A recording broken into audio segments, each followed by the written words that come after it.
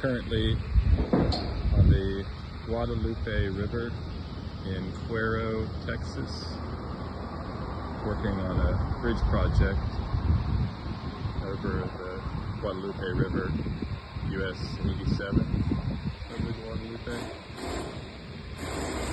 Currently doing a complete blast and paint job and structural steel rehab of the old bridge over the Guadalupe.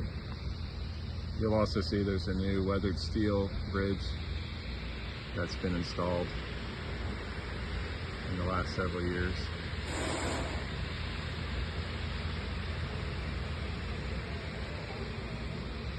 High temperature today is forecast to be 106. Currently it's about 84, 85.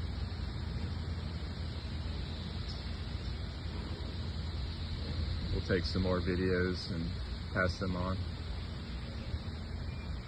Talk with you later.